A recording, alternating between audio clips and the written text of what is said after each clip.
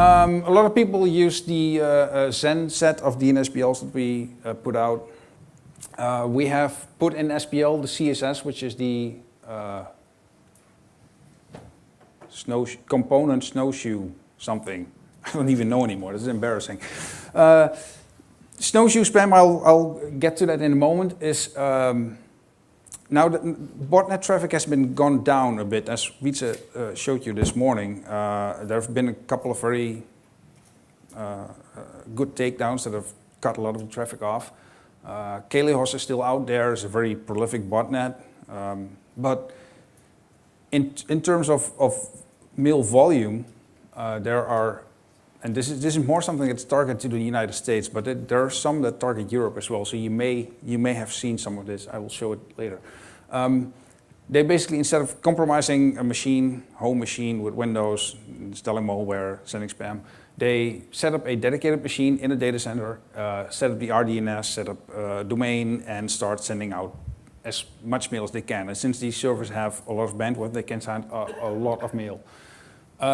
This is an automated system. It lists about 500,000 IPs at any given moment. Sometimes, often to the weekend, it gets higher, and then by Wednesday, it goes down again, and then rinse, repeat. So this is something that we publish in the SPL zone. It gets a different return code. If you want to treat it differently, you can just look at the return code. It'll be a different digit, and you can treat it differently if you want to. For V6, RBL DNSD started to support V6 since a while ago, so we have a beta test going on with V6 SPL's PBL. That will be, I don't know when, but probably like August or September or something. We will make that public, and there will be V6 reputation data available from us. Obviously, you can also, you say, V6, that's a lot of IPs. How are you going to deal with that? Well, personally, I mean, this is not the Spamhaus opinion. Personally, I would say, V6, that's the perfect moment to move to a whitelist, but that's opening a can of worms. Who's going to maintain the whitelist? So I don't think that will happen. Anyway, we are going to, just like we do with V4 space, we are going to publish V6 space that you should not accept email from, and that will be just rolled into the existing products. It's not a separate thing. So when it's there, you can start using it. It was mentioned, there was a gentleman here this morning that asked about, I think, the signing of zones and the options of spoofing. You've seen the BGP attack that was mentioned earlier. We are going to deploy DNSSEC. I don't know exactly when, but it's not something I'm working on. It's way above my head. But it is going to happen. We are already signing zones, and for people who do not want to query but want to have it in-house, run it on your own systems, that's done by rsync now. We are also going to offer an encrypted method to get the data to you, so you can make sure that it's not being altered along the way. Nobody likes the NSA. PBL, we now list over 1 billion IPv4 addresses. And all the old goodies about PBL are still true. It's still ISPs put in their own ranges. I don't know the exact percentages, probably about 30. It's always been about 30-70, 30% ISP managed, 70% managed by us. End users can still get their own IP out if they want, and it is still used by the biggest receivers worldwide. If it's good enough for Hotmail, Yahoo, Google, then it's probably good enough for you. It's a little joke here, high volume email deployment. If you Google, what's his name? Scott Richter Daily Show, you'll find a hilarious little segment from a couple of years ago where Jon Stewart from the Daily Show interviewed Scott Richter, a very prolific spammer. And he said, well, no, I'm not spamming, I'm doing high volume email deployment. Right. So one of the things you have to do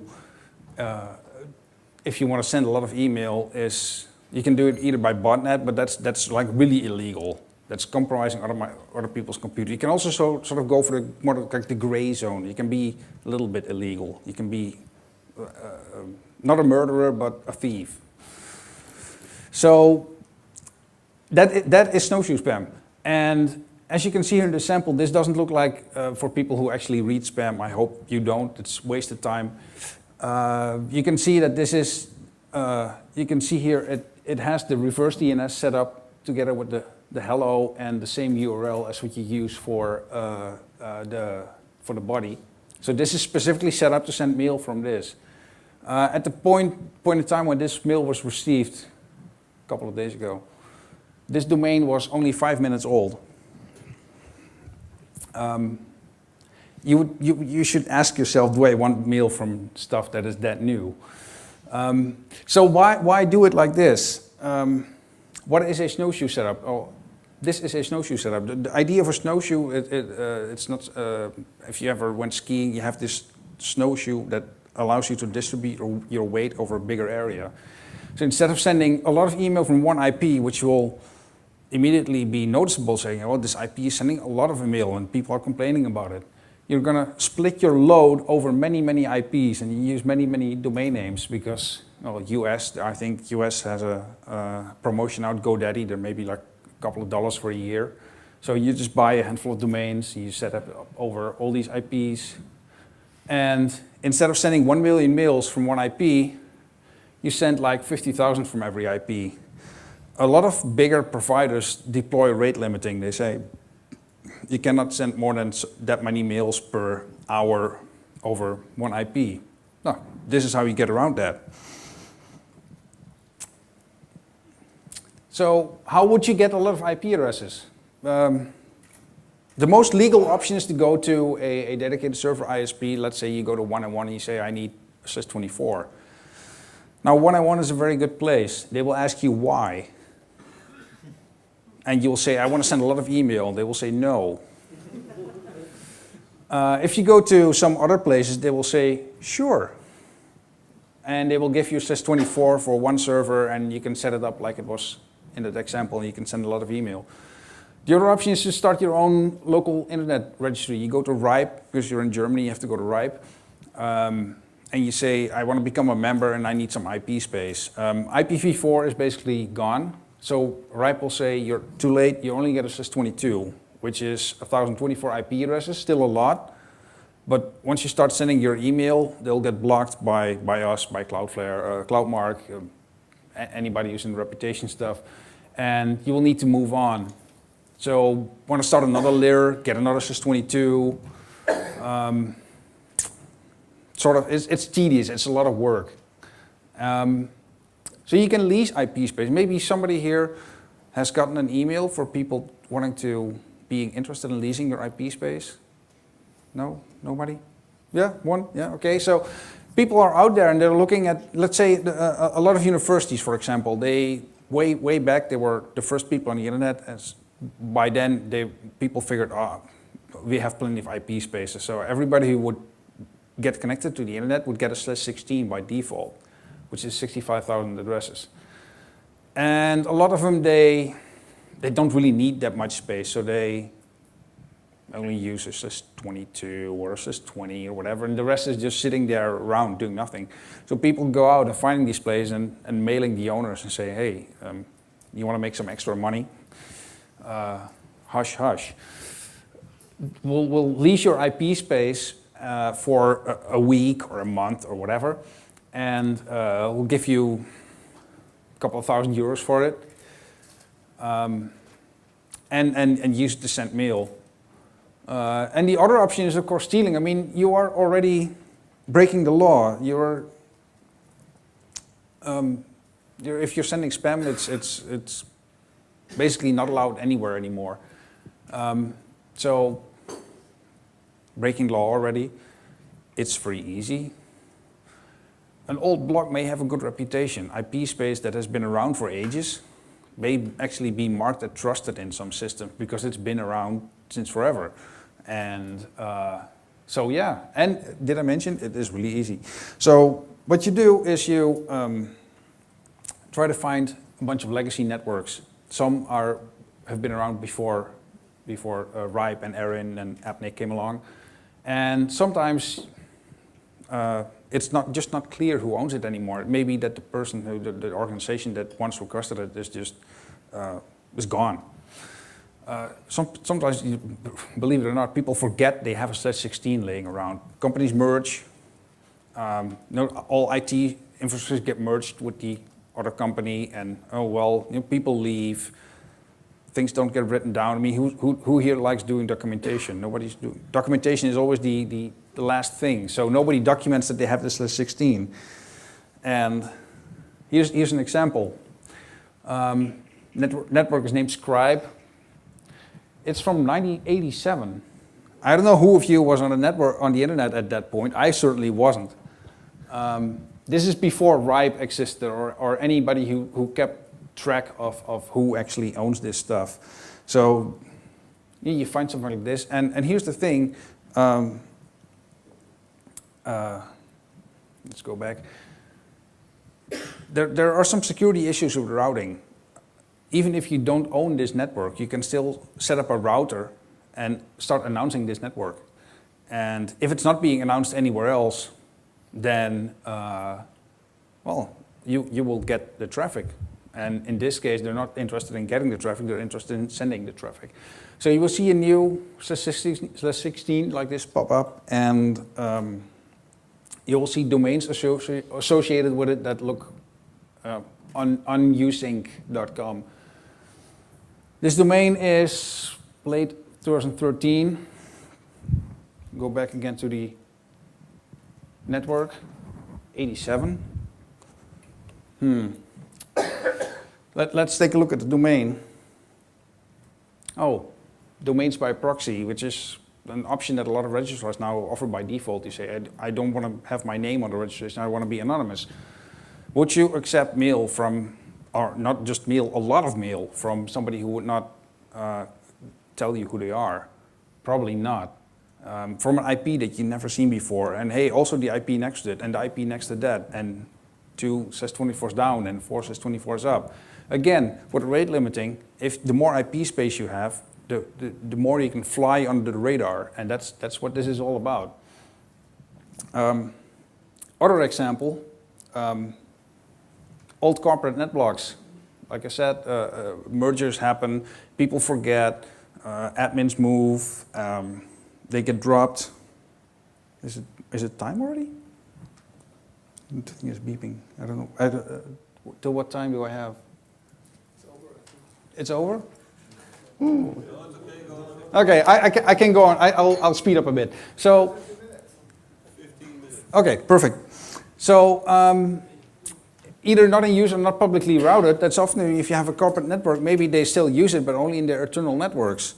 So here's a good example, a local example. Unilever Germany actually owns this network. It's a /19, which means it is a couple of thousand of IPs.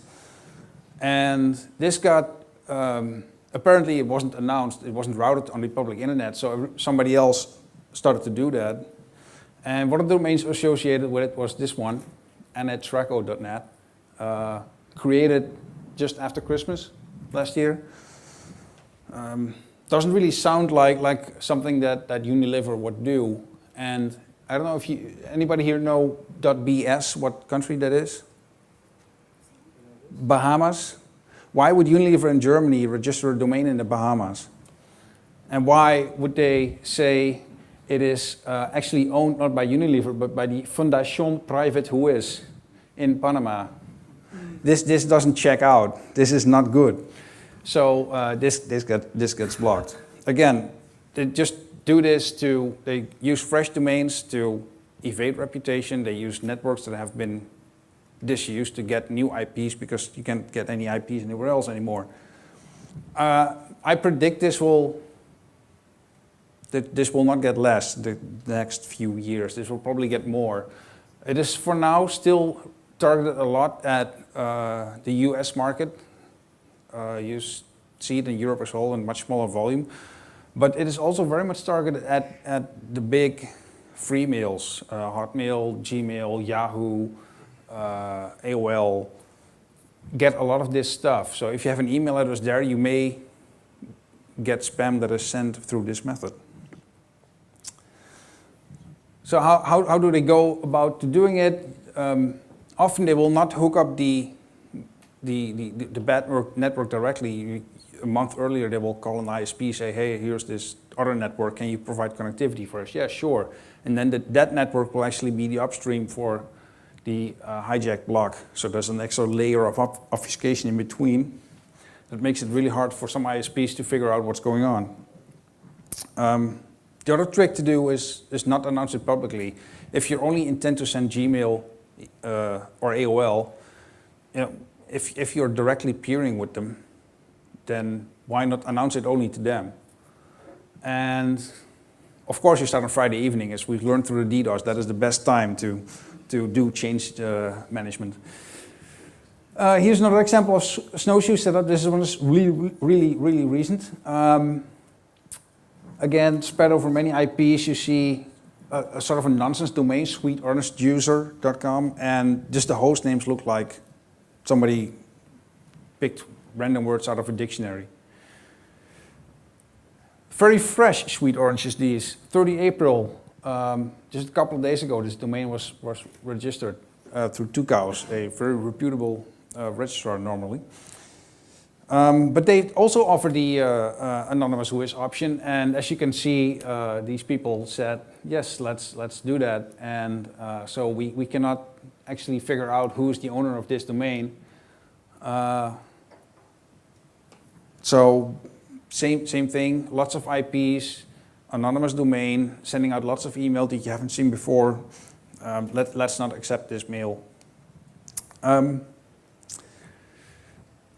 When you're dealing with a lot of spam, the cheapest way to get rid of it is by rejecting it by IP. IP reputation is a very cheap way. You can very early in the process say, okay, it's coming from this IP, let's not accept this mail. You don't have to accept the mail, look inside. At that point, you can also use domain reputation. You could look up the reverse DNS name or the hello name, and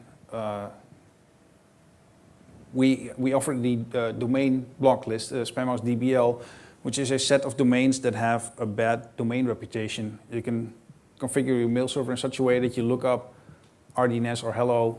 If you look it up in there, it will kill a lot of that sort of spam. And there's an extra advantage to domain reputation that we'll get back to the end. DNS RPC. People here know what RPC is. Some people have heard of it, some not, probably. So DNS RPC, 3-letter abbreviation. RPC is a response policy zone. If you go to the bit.ly link there, I made a bit.ly, which I normally hate, but couldn't fit the URL on there. If you Google reverse policy zone and Paul Vixie, the guy you know from Bind, you will find it is a system that he conceived to basically introduce lies into DNS. DNS is normally a very robust system, so why would you want to introduce lies? An RPC is a separate reputation set that you load into Bind. Now, at this moment, it's only Bind. I'm pretty sure that others will follow. And the actual policy that you attach to the reputation set is defined by you. It's not that if you get the Spamhaus RPC set that you have to do with that whatever we tell you. You can define it yourself what you want to do with it. It's just a set of data of known bad things, and if you want to, you can do with it whatever suits your organization. So let's do an example. Why would you want to lie with DNS? Given that domain name, this is just, and this is a, if I remember correctly, this was a Zeus peer-to-peer fallback domain. So this is malware that connects with the command and control node through that domain. It resolves that domain, goes to that IP, and gets instructions on where to, what to do with your stolen bank data because it's Zeus. Now, if you deploy RPC, and your reputation set contains the domain, you can lie. You can say, instead of, I know it goes there, but the computer that requests that IP, you're going to say, oh, go here, or it doesn't exist, whatever you want. If you run it inside an organization, you can say, hey, I'm going to point it into a web server that I control internally, and I'm going to put up a page, everything that hits it, that says you have tried to resolve a dangerous domain. Your computer may be infected. Please contact your admin. You can also look in the logs, anything that goes there. It's a very easy way to find out who inside your organization is infected. It's been around for, I think, maybe 3 years now. It is a very effective tool of keeping your network, keeping your users secure. We offer a bunch of RPCs, our drop list, eDrop list, DBL, the domain list, and the BCL, which is a new name for something that has been sort of existing for a while. It's a set of data that has either IPs or domains of botnet command and control nodes in there. So traffic that goes there will be infected machines trying to phone home and get instructions on what to do. We offer it as a free beta. If you want to use it, try it out. Obviously, you need a bind resolver that understands RPC, so you need to have a recent bind, 9. something and up. You can email RPC data at spamhaus.org, and you will be set up with a free trial, and you can see if you like it. Most people do. As I mentioned there, we have some data that goes beyond email security, and malware is still a problem. We identify about 1.5 million bots every 24 hours using spam traps, using sinkholes, but wouldn't it be nice if the infected machines would never go there, if they would never go out of your network if you have an infected machine there? And since we have this data, yeah, well, why not? That's what we think of as malware. By the way, it's some people say, yeah, but is adware malware? Nah, that's... it's a dictionary discussion. Basically, if it goes out onto the internet, it tries to steal things, or it tries to exfiltrate personal data. If it uses your computer to send spam, host a spam website, name servers, or attack other hosts on the internet, interfere with legitimate use of the internet, then we think it's malware. So normally when malware gets installed on a computer, the first thing it tries to do is see if there's internet connectivity available. Then it will try to phone home and get instructions on what to do. It may be a module, depending on what IP range your infected machine is. It may send spam, or it may do a DDoS, or it may sit back and do nothing for a week and only do something after that. Now, if you know where these command and control nodes are, and we do, then why not share that data so you can protect your users from going there? That is what the Spamhaus BCL is. It's a list of IPs and domains that are used in botnet command and control communication. So every traffic that will go to, for the IPs we have as a rule, the IP needs to be in use for only the botnet and command and control communication. So if there's anything legit on the IPs, we will not put them in the list. For the domains, these are often hard-coded domains or DGA domains that are generated automatically, like the one example that I showed earlier. And we have normal, we have aggressive, and yes, you could use something like that in RPC. Or you can monitor the resolver logs of your DNS server. You could set up a BGP session to block all network traffic or reroute it somewhere else. If you run Snort or Sucada or some other IDS, you can import them as a rule set and say anything that hits on there, I'm going to flag it. You can put it on HTTP proxy.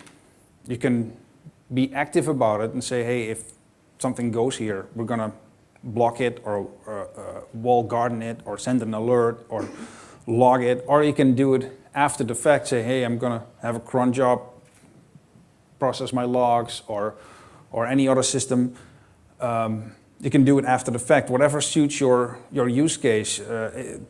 Some people say it is very critical that we do not go to anything that is even moderately dangerous. If you're a bank, you could see something like that, a policy like that being instated. Other people say, well, you know, we'd rather have more freedom and we'll investigate after the fact. Up to you. We provide the data, you can use it the way you think is best. And so blocking, scoring, setting up a walled garden for people that have hit something. You move into a different segment of your network where you say, I'm going to block certain communications and only allow the AV updates or the Microsoft Windows update to work. Those are all possibilities. And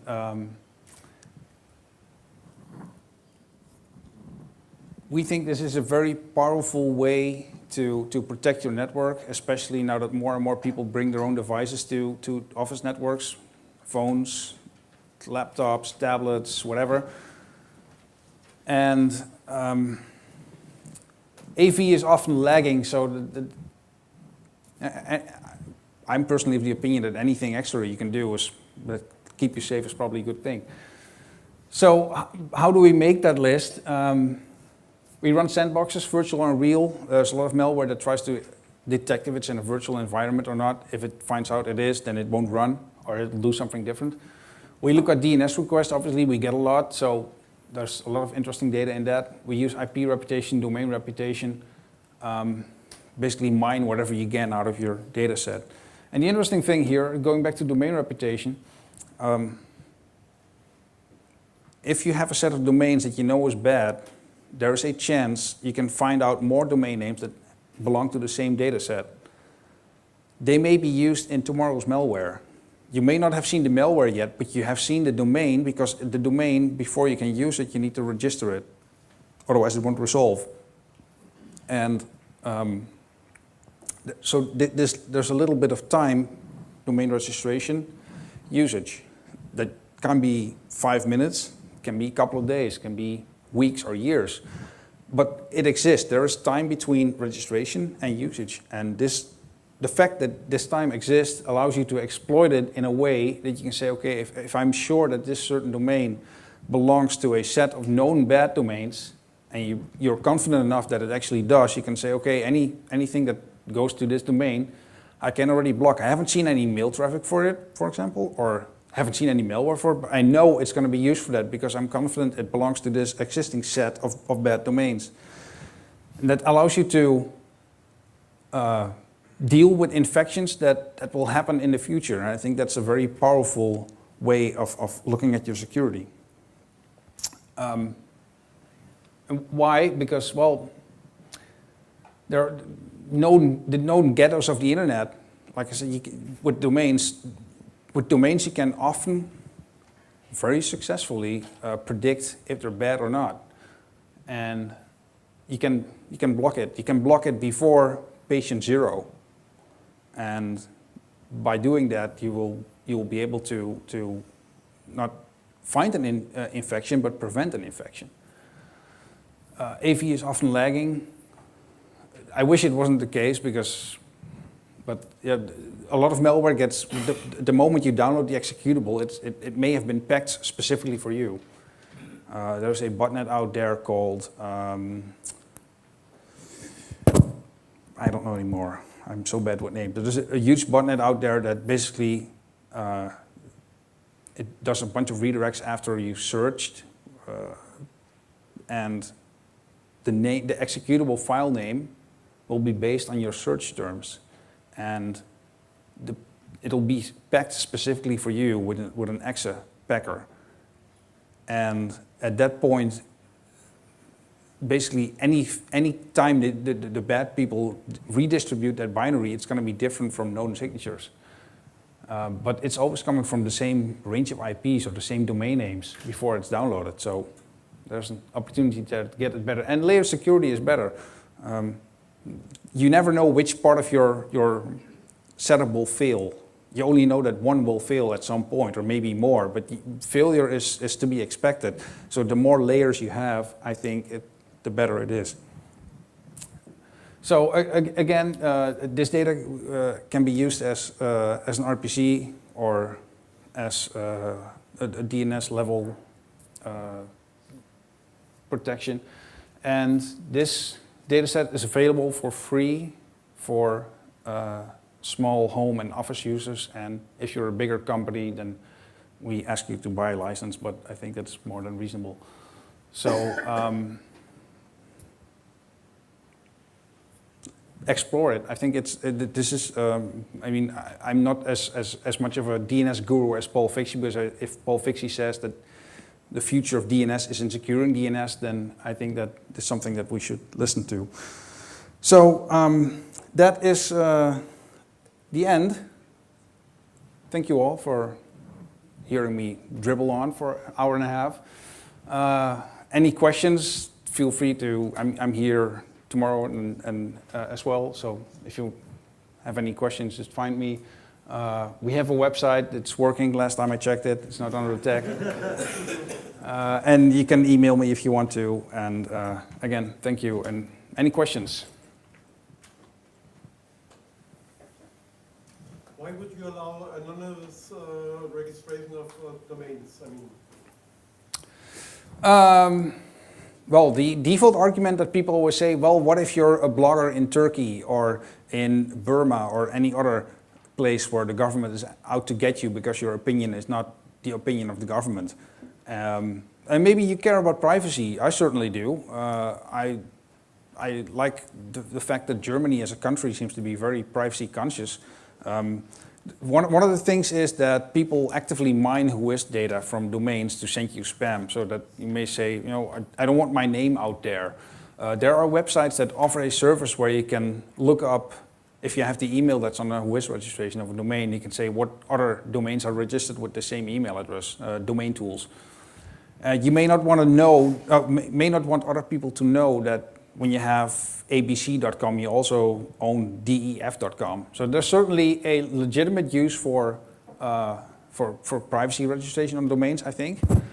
But I also think that if you're in the business of sending mail, you shouldn't use an anonymized domain. If you're in the business of selling something, you probably would want to have a good reputation, and a good reputation starts with having people know who you are.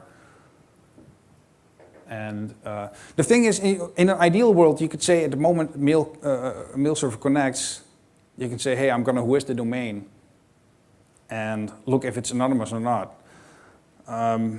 It won't work because almost every Whois service is very much rate limited, and there is no single system of formatting Whois. Some people may say email :space and then the email address. Others may say email space : space. Some people may say e-mail. Parsing Whois records is almost a black art. It's next to impossible. And that combined with rate limiting that Whois servers do makes it basically impossible to do it on the fly as you receive mail to find out if it's anonymous or not.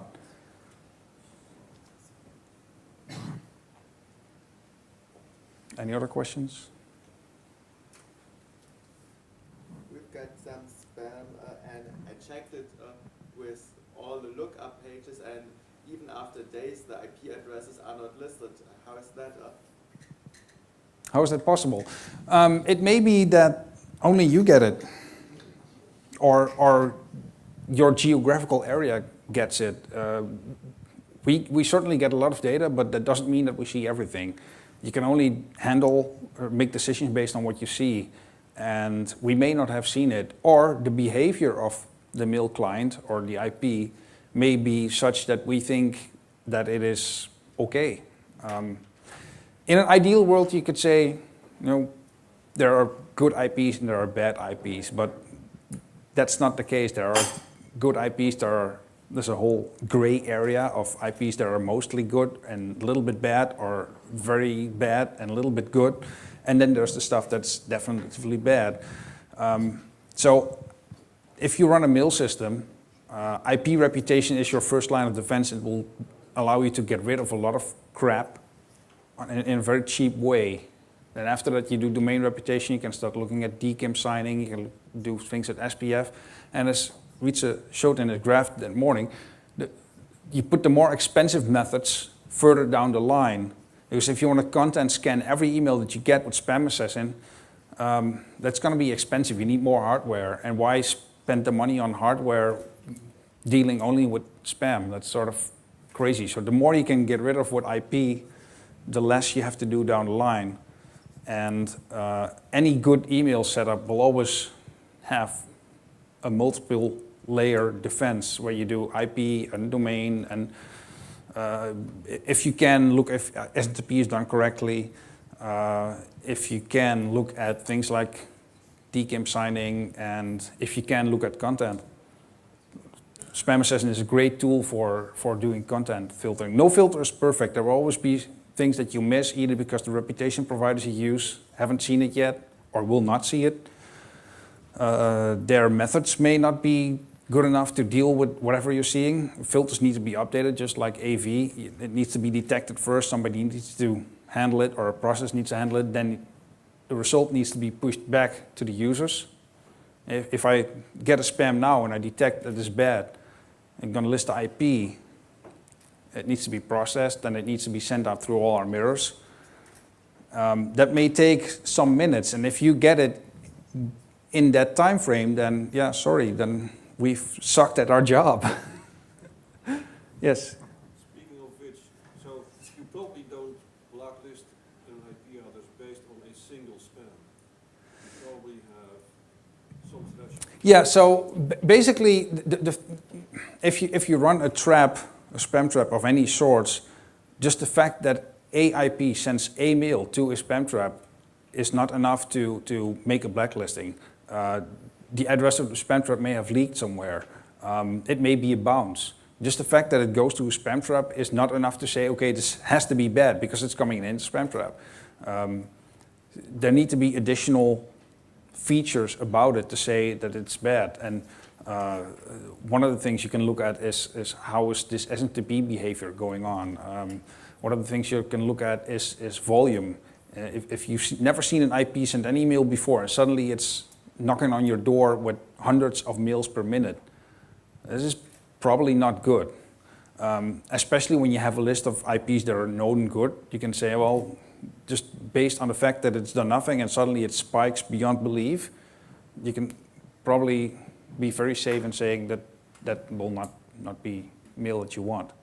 So there's always more than one feature that goes into the mix to decide if something is bad or not.